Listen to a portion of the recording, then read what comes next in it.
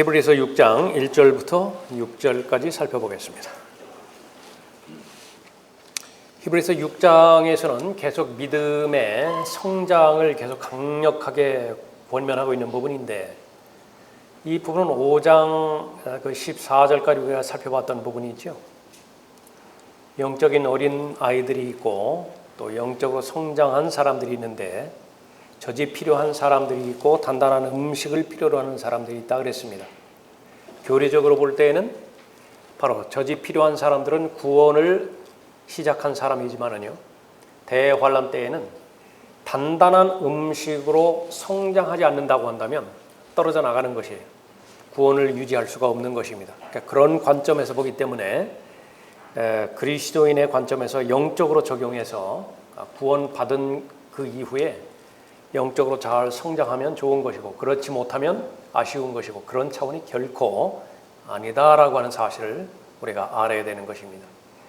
기초를 통해서 구원을 받았다고 한다면 그 기초에 머물러 있는 한 구원을 잃어버려요. 계속해서 나아가야 되는 것입니다.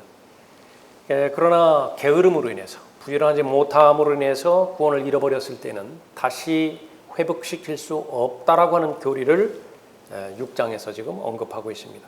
그 부분에 대해서 초점을 맞춰서 읽어보는 것입니다. 그러므로 우리가 그리스도에 대한 교리의 기초를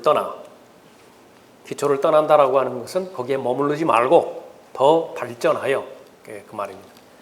온전함을 향해 나아가야 하리니 죽은 행실들에서 회개함과 하나님을 향한 믿음과 침례들과 안수함과 죽은 자들의 부활과 영원한 심판에 관한 교리의 기초를 다시 놓지 말지니라.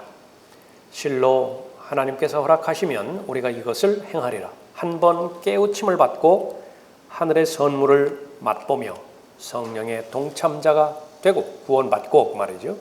하나님의 선한 말씀과 오는 세상의 능력을 맛본 자들이 만약 떨어져 나간다면 다시 새롭게 하여 회개시킬 수 없나니, 이는 그들이 스스로 하나님의 아들을 다시 십자가에 못 박아 공개적으로 조롱함이라.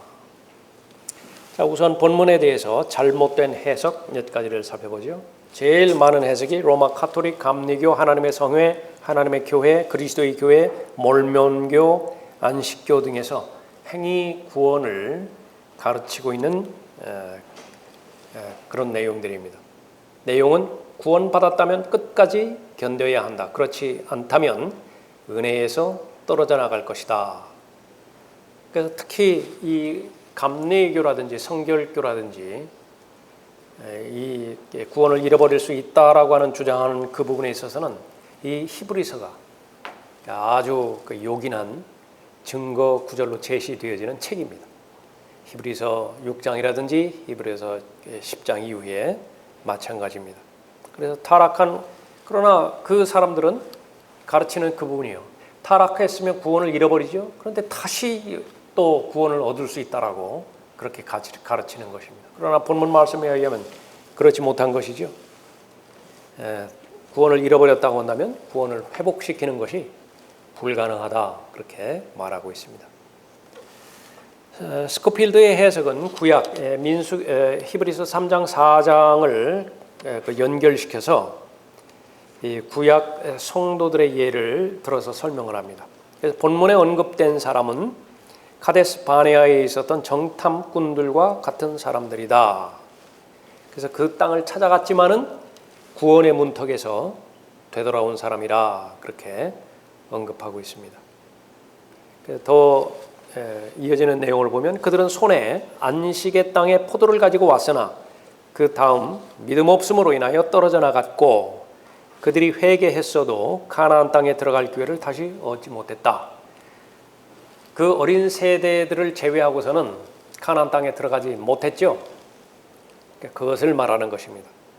즉 다시 새롭게 하여 회개시킬 수 없었다라고 말하는 것입니다.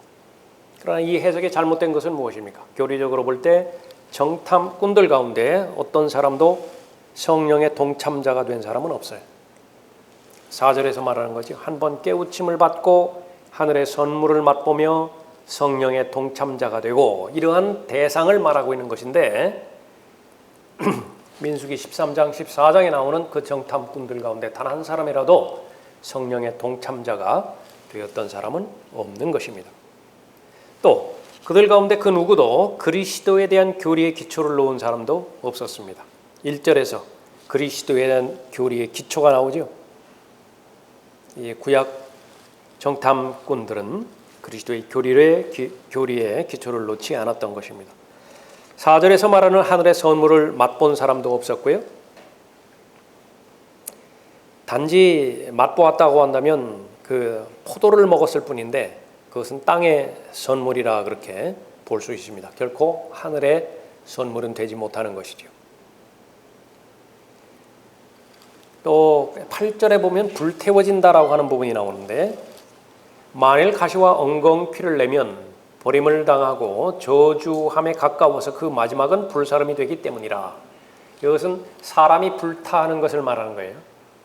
사람이 태워지는 것을 말하는 것입니다. 그러나 그 땅에 들어가지 않았다고 해서 불태워지지도 않았습니다. 그래서 다만 그들은 그 땅에, 약속의 땅에 들어가지 못했을 뿐이죠. 그러나 하나님의 사람 모세조차도 그 땅에 들어가지 못했음을 우리가 알고 있죠. 그래서 이 부분에 대한 해석은 전혀 맞지 않는다라고 하는 것입니다.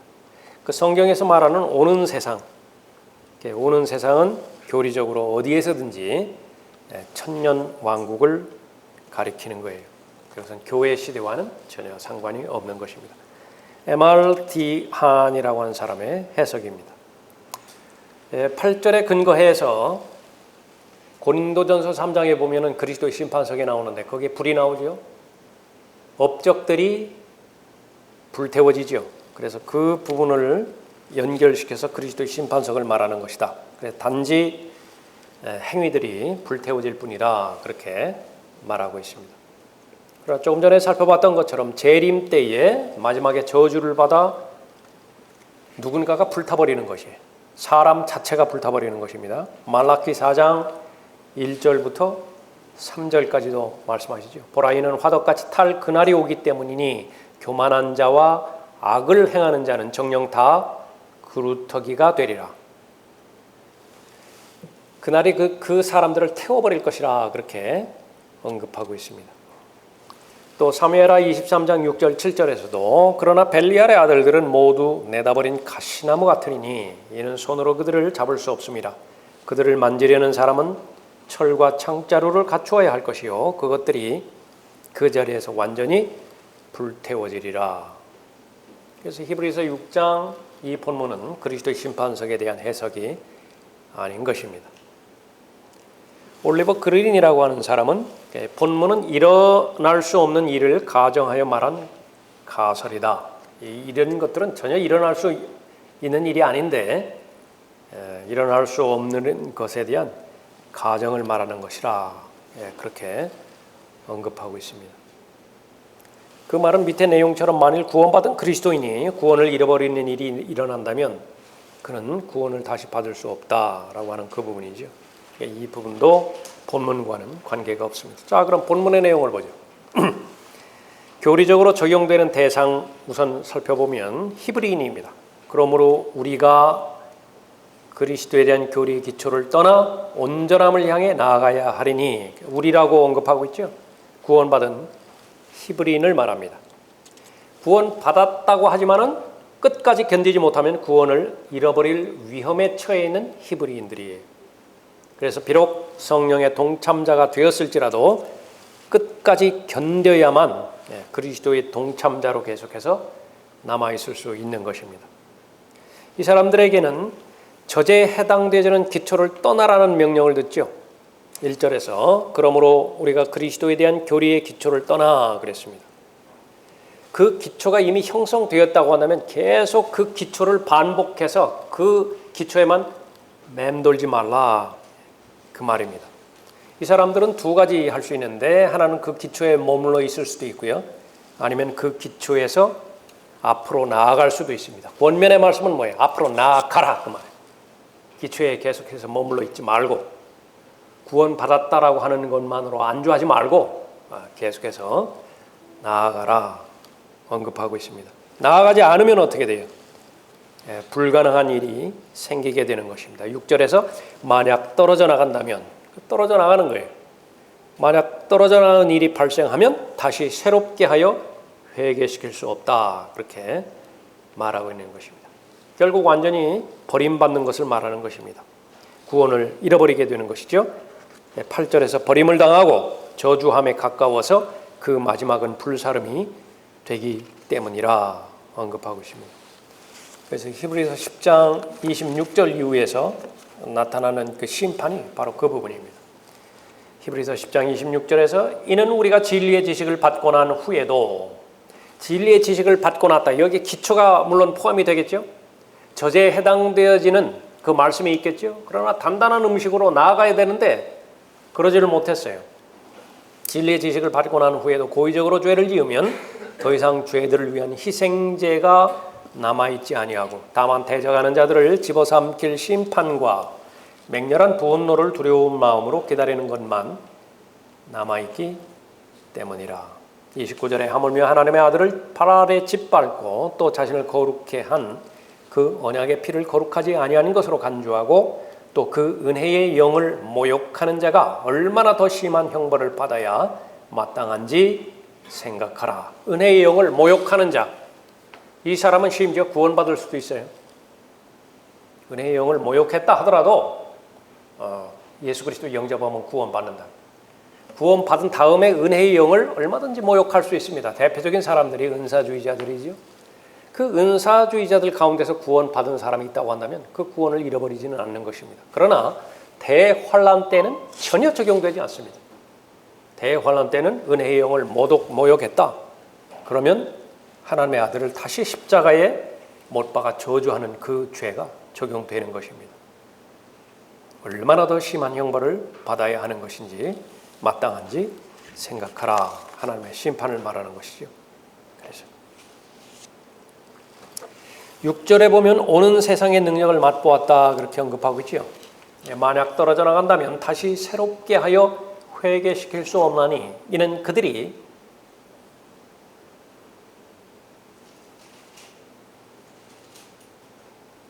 5절이네요. 5절 하나님의 선한 말씀과 오는 세상의 능력을 맛본 자들이라.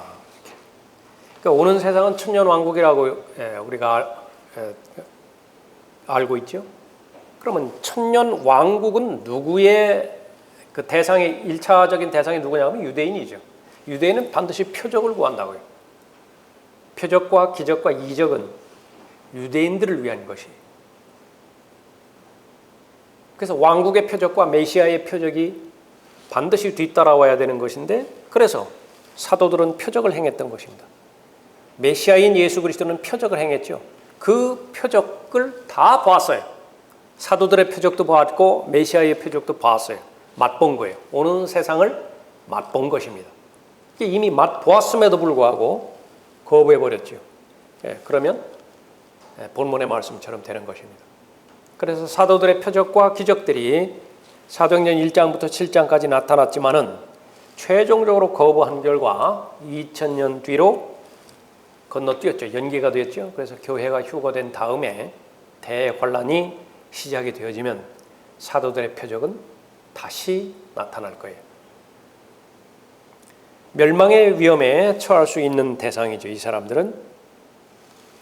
그래서 약속의 땅을 향하여 출애굽한 많은 백성들이 광야에서 멸망한 것과 마찬가지의 상태에 있는 그런 그 사람들이 될 것입니다. 약속의 땅에 들어갔지만은 들어간 사람도 있죠. 그래 약속의 땅에 들어갔는데 거기서 배교했을 때에 유대인들 망해버렸죠. 재판관계 1장, 2장, 3장에서 언급하고 있는 대상들입니다. 그래서 이 가나안 땅에 들어간 것에 대해서 사람들이 이미 가나안 땅에 들어가 버렸다고요. 그러니까 그 사실을 이 본문을 올바로 해석하지 못하는 사람들은 전혀 적용하지 않는 것입니다. 그러니까 가나안 땅에 약속의 땅에 들어갔음에도 불구하고 멸망당할 사람들이 있다 그 말이에요. 히브리서 3장 4장에서 계속 반복하고 있었던 것입니다. 대환란 때는 구원을 받았지만 이미 구원을 받았지만은 그 구원을 유지하지 못하고 구원을 잃어버릴 수 있는 사람들이 있다. 어떤 사람들이냐? 부지런함과 인내로 지켜내지 못한 사람들이에요. 그러니까 부지런함과 인내가 요구되어지는, 구원과 요구되어지는 경륜은 바로 구약시대죠. 율법시대다. 그러니까 유대인의 경륜이에요. 그러니까 유대인 하면 항상 행위가 뒤따라오는 것입니다. 믿음만으로는 부족한 것이 행위가 뒤따라오는 것이요. 구원을 잃어버릴 수 있고, 일단 구원을 잃어버리게 되면 구원을 되찾을 수 없는 것입니다. 그렇게 되면 예수 그리스도의 재림 때 불타는 심판이 구원을 잃어버린 그를 기다리게 되는 것입니다. 그래서 교회 시대를 향한 영적 적용이 아무리 많이 제시될지라도 교리적으로는 교회 시대를 뛰어넘은 다음 시대, 어떤 시대죠? 대환란 시대라. 대환란 시대에 적용되는 것입니다. 그 대환란 시대에 해당되지는 속성이 과거에 있었죠. 언제였습니까? 바로 사도행전 1장부터 7장까지 초대교회가 시작되었던 부분. 그래서 사도행전 1장부터 7장까지는 과도기라고 하는 그 부분은 두 가지 교리가 같이 나가요. 그리스도의 몸에 대한 교리가 계속해서 선포되어져 가는 과정이고요. 어디 가요? 사도행전 1장부터 7장까지. 동시에 왕국이 다시 실현되어질 수 있는 그 교리가 병행돼서 나가는 것입니다. 그래서 사도행전 2장에서 사도 베드로가 선포한 설교는 은혜의 복음을 선교한 것이 아니야. 그것은 왕국 복음을 선포한 것이라고요. 그래서 예수 그리스도의 이름으로 침례를 받으라고 하죠. 그 행위가 전제가 되었을 때에 성령을 선물로 받아요. 그리스도는 절대로 침례를 받음으로 인해서 선물을 받지는 않아요. 그런데 그것이 사도행전 7장에서 최종적으로 거부가 됨으로 인해서 2000년 뒤로 넘어가 버린 것입니다. 7절 보십시오.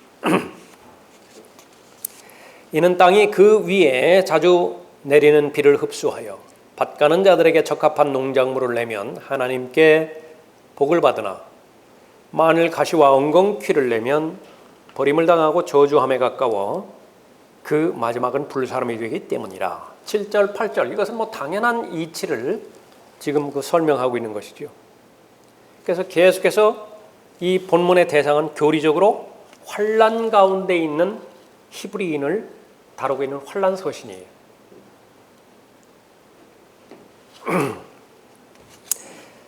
땅이 그 위에 자주 내리는 비를 흡수하여 그렇게 언급하고 있죠. 여기서 비가 나오는데 재림과 관련돼서 이 비는 아주 중요한 그 위치를 차지하고 있습니다. 표적이 있는데 표적. 메시아가 오는 표적이 있죠. 주의 영광이 임하는 표적이 있다고요.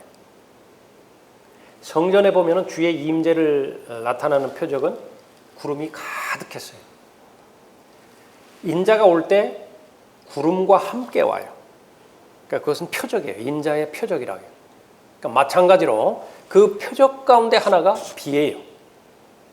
이 비는 절대로 영적으로, 은유적으로 해석해서 돌려서 받아들여서는 안 되는 것입니다. 문자적인 비예요. 그러니까 그것을 성경에서 몇 군데 찾아보죠.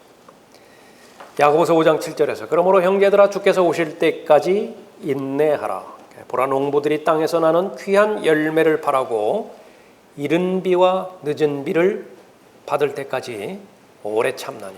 그래서 특히 오순절주의자들이 이 이른 비와 늦은 비를 제멋대로 해석을 했죠. 그래서 이른 비는 초대교회 때 성령께서 역사하신 역사이고 늦은 비는 2000년 뒤에 은사주의자들의 운동, 그것이 바로 늦은 비라 그렇게 언급하고 있는데 어떤 성경적 근거도 없어요. 그 해석은. 오히려 조금 이따 살펴보겠지만 이 이른 비와 늦은 비는요, 첫 달에 같이 내려요. 같은 달에 같이 내린다고. 그것을 아는 것입니다. 야고보서 5장 17절에서 엘리야는 우리와 같은 성정에 속한 사람이지만 비가 오지 않기를 간절히 기도하였더니 3년 6개월이나 땅에 비가 오지 않았고 다시 기도하였더니 하늘이 비를 내려 땅이 열매를 내었느니라. 엘리야가 왜 나오죠? 재림과 관련된 두 인물 가운데 하나이기 때문에 그렇죠. 하나는 모세이고 하나는 엘리야예요. 엘리야의 표적이 재림 때 다시 나타나는 거예요. 모세의 표적도 다시 나타나겠죠. 그 가운데 하나가 비입니다. 그래서 야고보서 5장 이 문맥은 환난 끝에 있을 예수 그리스도에 대한 재림의 문맥인 것입니다. 그러므로 이 비에 대한 야고보서의 관련 구절들은 환난 끝에 있을 예수 그리스도의 재림의 문맥에서 등장한다라고 언급하고 있습니다. 이 부분은 직접적으로 어디에서 가져온 구절이냐 그러면 요엘서 2장이에요. 예수 그리스도는 다윗 아들로 오시죠. 메시아의 통치에 관한 그 예언이 나오는데 거기에도 사무엘하 23장 1절부터 7절까지 보면 비가 등장을 합니다. 사무엘하 23장은 예수 그리스도께서 재림하셔서 통치하실 것에 대한 예언이에요.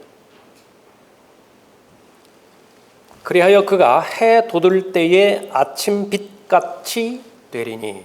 해가 나오죠. 이것은 말라기 4장에서도 언급한 것처럼 의의 태양이신 예수 그리스도예요. 천년왕국이 도래하는 그 부분들을 예언적으로 말하는 것입니다. 곧 구름 없는 아침 같겠고 비 온 후에 맑게 반짝임으로 땅에서 돋아나는 연한 풀잎 같으리라 그랬어요. 순서는 비가 오지요. 먼저 비가 온다고요. 그러면 맑게 개요. 반짝이죠. 그것을 말하는 것입니다. 그래서 예수 그리스도는 말라기 4장 2절에서 태양으로 묘사되죠. 교회 시대는 마가복음 13장 35절에 네 경점으로 비춰봤을 때에 밤에 해당되어지죠. 그래서 지금은 가장 어두운 밤입니다. 샛별이 이제 마음에 떠오를 것이라고. 그 샛별은 예수 그리스도예요. 의의 태양이죠. 그래서 예수 그리스도의 재림은 천년왕국을 시작하는 새로운 아침이 되어지는 것입니다. 그래서 그 새로운 아침이 시작되어지면 그 다음은요. 그 다음은 끝이 없어요. 계속 영원으로 이어지는 것입니다. 그러므로 해 돋을 때의 아침빛, 사무엘하 23장을 말하는 것입니다. 그것은 온 세상을 의로 통치하기 위해 재림하시는 예수 그리스도의 찬란한 모습을 나타내는 것이에요. 그런데 그 재림에 앞서 뭐가 온다고요? 비가 온다. 비.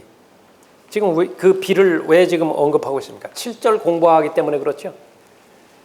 7절에 이는 땅이 그 위에 자주 내리는 비를 흡수하여 땅이 비를 흠뻑 흡수했어요.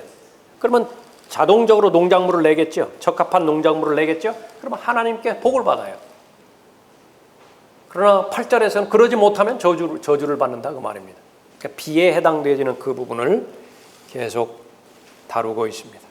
시편 68편 9절에서도 오 하나님이여 주께서는 흡족한 비를 내리시어 주의 유업이 곤비할 때에 주의 유업을 견고하게 하셨나이다. 그래서 이 구절 역시 교회 시대의 그리스도인과는 관계가 없는 것입니다. 이스라엘을 다루실 때 이스라엘의 유업이 되셔서 그 이스라엘을 보살피신다고 하는 약속인 것입니다.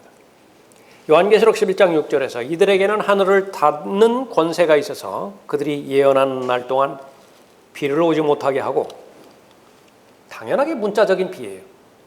비를 오지 못하게 하고 물을 피로 변하게 하는 권세가 있어.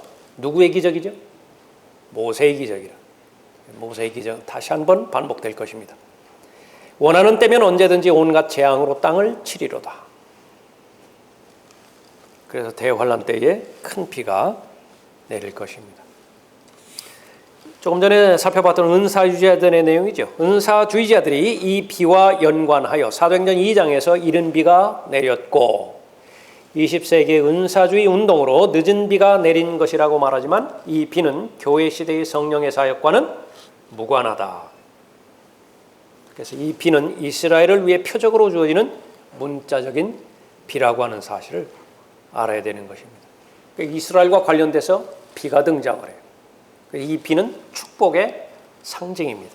이스라엘에게 주어지는 축복의 표시였다 그렇게 언급하고 있죠. 신명기 11장 13절에서 내가 오늘 너희에게 명하는 나의 계명들을 너희가 열심히 청종하고 주 너희 하나님을 사랑하며 너희 마음을 다하고 너희 혼을 다해 그를 섬기면 내가 그때를 맞추어서 너희에게 이른 비와 늦은 비를 너희 땅에 내릴 것이니 내가 네 곡식과 네 포도주와 네 기름을 거둘 것이요. 지금도 역시 이스라엘은 마찬가지입니다. 이른 비가 내리지 않는다고 한다면, 늦은 비를 하나님께서 주시지 않는다고 한다면 농사 자체가 원천적으로 불가능해요. 그러나 그것은 앞으로 다가올 실제를 말해주고 있는 역사적인 사실인데, 실제는 재림 직전에 내리게 되어지는 이른 비와 늦은 비라 그렇게 언급하고 있습니다. 그래서 이스라엘에게 이런 약속의 말씀을 주셨는데 이스라엘이 말씀에 청종하지 않았어요. 불순종했어요. 그러면 어떻게 될까요? 당연히 하늘이 닫혀져 버려요. 비가 안 온다고요. 그것이 제일 첫 번째 표적이에요. 비가 오느냐 비가 오지 않느냐라고 하는 것을. 에레미야 3장 2절에서 높은 곳을 향하여 내 눈을 들어 내가 함께 눕지 않은 곳이 있나 보라. 내가 광야에 있는 아라비아인처럼 길가에 앉아서 그들을 기다리는도다. 내가 내 음행과 내 사악함으로 그 땅을 오염시켰도다. 그럼 어떻게 돼? 그러므로 소나기가 그쳤고 늦은 비도 없어졌도다. 그랬죠? 그래서 은사주의자들처럼 이 이른 비와 늦은 비가 오는 그 시작의 그 간격이 2000년의 공백을 갖는다라고 하는 것은 어디에도 없다라고 하는 것이에요. 요엘서 2장 23절에서는 이 두 비는 한꺼번에 내린다라고 기록하고 있죠. 또 그가 너희를 위하여 비를 내려주시되 이른 비와 늦은 비를 첫 달에 내리게 하실 것임이라 그렇게 언급하고 있습니다. 호세아 6장 3절에서도 만일 우리가 계속 주를 알고자 하면 그때 우리가 알게 되리라. 여전히 재림문맥이죠. 그의 나오심은 아침처럼 마련되어 있으며 그는 우리에게 비처럼 오시리니 땅에 내리는 늦은 비와 이른 비처럼 오시리라 언급하고 있습니다. 계속 전에 살펴봤던 사무엘 23장과 연결되어지는 부분이에요. 7절 우리가 계속 살펴보고 있습니다. 밭 가는 자들에게 적합한 농작물을 내면 하나님께 복을 받으나. 비가 내렸어요. 비를 잘 흡수를 해야 되죠. 부드럽기만 하면 돼요. 지금 계속해서 대전이니 부산이니 어디니 비가 와가지고 그 난리 어려움을 겪는 이유 가운데 하나는요, 온통 아스팔트로 다 깔아놔가지고서 비가 흡수가 안 돼요. 비가 땅이 물을 흡수를 못해요. 겨우 그 배수구 그쪽으로 찾아가서 그걸 해야 되는데 거기는 한계가 있겠죠. 그러나 마음의 밭이 부드러워서 비를 잘 흡수하는 땅이라고 한다면 당연하게 적합한 농작물을 낼 거예요. 그 땅 주인이 기뻐하겠죠. 그럼 반대로 가시와 엉겅퀴를 내면 주인을 기쁘게 해주지 못하지요. 버림받습니다. 그 땅은 버림받게 되는 것입니다. 무엇을 말하는 것이죠? 대환란 때 믿음과 행위를 지켜서 적합한 열매를 맺는 사람이 있고 그렇지 못한 사람이 있습니다. 하나는 복의 대상이고요, 하나는 저주의 대상이다. 똑같은 히브리인이라 하더라도 유대인이라 하더라도 그 부분을 말하는 것입니다. 그래서 땅이 저주를 받고 불살라질 것인데 그것은 끝까지 견디지 못하고 믿음에서 떨어져 나간 사람들의 결말을 말하는 것이다, 언급하는 것입니다. 회복의 기회가 다시 주어지지 않고 저주만 있을 뿐인 것입니다. 비에 대해서 살펴봤었죠. 이번에는 농작물에 대해서 살펴봅니다. 적합한 농작물, 이것은 바로 그 환란 후 휴거를 말하는 것이 알곡, 씨 뿌리는 자가 나오고 알곡이 나오고 쭉정이가 나오죠. 그러니까 알곡은 창고에 들이는 대상이고 쭉정이는 불태워지는 대상이에요. 그러니까 대환란 때 그대로 적용이 되어집니다. 요한계시록 14장 14절에서 또 내가 쳐다보니 보라 흰 구름이라. 그 구름 위에 인자와 같은 이가 앉았는데 그분의 머리에는 금면류관을 썼고 손에는 예리한 낫을 가졌더라. 그때 다른 천사가 성전에서 나와 구름 위에 앉으신 그분께 큰 음성으로 부르짖기를 주의 낫을 대어 곡식을 거두소서. 대환란 때에 구원받은 자가 있고 구원받지 못한 자가 있어요. 심판 구원받은 자를 먼저 구분해야 되는 것이에요. 주의 낫을 대어 곡식을 거두소서. 주께서 거두실 때가 되었으니 이는 땅의 곡식이 익었음이니라 라고 하죠. 이것이 적합한 농작물이에요. 반면에 구원받지 못한 자들은 누구의 비유를 하냐면 포도의 비유를 합니다. 다 포도즙 틀에 놓고 짓밟아 버리죠. 그 피가 자그마치 어디까지 올라온다고요? 높이가 말 고피까지 올라오게 되어지는 것입니다. 그래서 적합한 농작물은 마태복음 13장에 나오는 독보리와 대조가 되어집니다. 남겨진 독보리 불에 태워지죠. 마태복음 13장 29절 이후에서 주인이 말하기를 아니라 독보리를 한데 모으다가 곡식까지 함께 뽑으면 아니 되느니라. 추수 때까지 둘 다 함께 자라도록 두었다가 추수 때에 내가 추수꾼들에게 말하여. 추수꾼들이 누구죠? 천사들이라고. 대환란 때 천사들이죠. 먼저 독보리를 모아서 불사르기 위하여 단으로 묶고, 유엔입니다. 종교 통합운동이에요. WCC. 다 묶어버리는 것이 하나로 다 묶어버린다. 목적은 불태워버리기 위해서. 곡식은 내 곡식 창고로 모아드리게 하리라고 하시더라. 마태복음 13장 37절 이후에서도 같은 맥락입니다. 그러면 그들이 실족해하는 모든 것들과 불법을 행하는 자들을 그의 왕국에서 가려내어 모으리라. 그리하여 그들을 불타는 큰 용광로 속으로 던지리니 거기서 울며 이를 갈고 있으리라. 말라기 4장 1절부터 6절까지도 불이 나오죠. 이는 화덕같이 탈 그날이 오기 때문이니. 그 대상은 누구예요? 교만한 자와 악을 행하는 자들입니다. 이는 땅이 그 위에 자주 내리는 비를 흡수하여 밭가는 자들에게 적합한 농작물을 내면 하나님께 복을 받으나. 결론적으로 환란기에 대환란 때 히브리는 두 부류로 나누어집니다. 하나는 적합한 농작물을 내서 하나님께 복을 받는 대상이고요. 나머지 하나는 거부되어서 저주받는 대상입니다. 8절에 만일 가시와 엉겅퀴를 내면 버림을 당하고 저주함에 가까워서 그 마지막은 불사름이 되기 때문이라. 불사름, 성경에서 말하는 불침례라. 마태복음 3장 11절 12절에 언급하고 있죠. 나는 정녕 회개시키기 위하여 너희에게 물로 침례를 주거니와 내 뒤에 오시는 분은 나보다 더 능력이 많으시니 나는 그분의 신을 들 만한 자격도 없느니라. 그분은 성령으로, 첫 번째 성령으로 침례를 주려고 해요. 두 번째는 불로 너희에게 침례를 주시리라. 성령 침례는 뭐예요?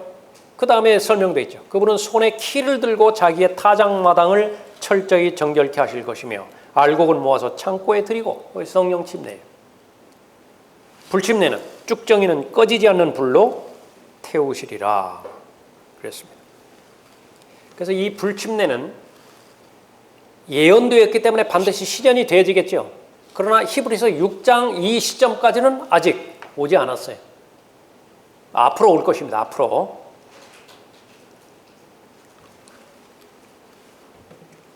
이 시점이 사도행전 1장부터 7장까지도 한 번 왔었죠. 그때에 이 불사름이 실현될 수도 있었단 말이에요. 그때 자신들의 메시아로 받아들였다고 한다면 성경에 예언된, 구약에 예언된 모든 부분들이 아주 빠른 속도로 즉각적으로 단계를 거쳐서 다 이루어질 것이에요. 그 과정 가운데 하나가 불사름이라고. 불사름도 이루어질 것이지만은 그러나 조건이 맞지 않았죠. 메시아 거부해버렸다. 죽여버렸어요. 첫 번째, 두 번째, 세 번째 기회마저도 다 놓쳐버린 결과 2000년 뒤로, 다시 말하면 교회의 휴거 뒤로 미루어져 버린 것입니다. 그래서 이들은 미래, 즉 대환란이 끝날 때에 이루어질 것이다. 뭐가 이루어진다고요? 그 마지막은 불사름이 되기 때문이라 라고 하는 그 부분입니다. 자, 9절 이후에서는요, 다음 시간에 살펴볼 부분이지만 9절 이후의 부분에 있어서는 바로 확신과 위로를 주는 부분이에요. 항상 하나님께서는 말씀을 그렇게 하세요. 엄중한 경고를 하시고요. 그 경고가 두려운 경고를 주시면서 동시에 길을 마련해 주시는 것이. 하나님의 심판과 지옥의 저주, 영원한 지옥의 형벌 말씀하시고 나서 피할 길을 주시죠. 유일하게 피할 길이 있다. 예수 그리스도를 제시하시는 것입니다. 마찬가지로 대환란 때 이런 엄청난 위험스러운 심각한 일들이 일어날 것임을 미리 말씀해 주시지만은 그러나 하나님의 약속이 부여된 민족이기 때문에 하나님께서 선택한 민족이죠. 히브리인들, 유대인들이란. 그래서 아무리 많은 사람들이 배교의 길로 간다 하더라도, 소수라 하더라도 너희들만큼은 확신과 인내를 가지고 끝까지 잘 견디라, 그렇게 언급하고 있습니다. 그래서 계속 히브리서는요, 이 인내에 대해서, 오래 참음에 대해서, 끝까지 견디는 자에게 주어지는 복에 대해서 계속해서 언급하고 있습니다. 수없이 많은 예를 들어준다고 해요. 히브리서 11장에서 얼마나 많은 예를 주셨어요. 너희 조상들 보라, 너희 조상들 보라. 거기 이방인 아무도 없지요. 다 히브리인들이에요. 믿음과 인내로서 하나님의 약속을 받은 자들로서 잘 믿음의 좋은 평판을 받은 사람들이라. 히브리서 12장에서도 믿음의 창시자요 완성자이신 예수를 바라보라고 권면하고 있죠. 그래서 혹 하나님의 징계가 따를 것이지만은 그 징계 가볍게 여기지 말라. 그 징계를 받을 때에 잘못 반응해서 쓴뿌리를 지니지 말라. 너희들은 사생아가 아니지 않느냐? 계속해서 권면하고 있는 것입니다. 자, 오늘은 8절까지 살펴봤습니다.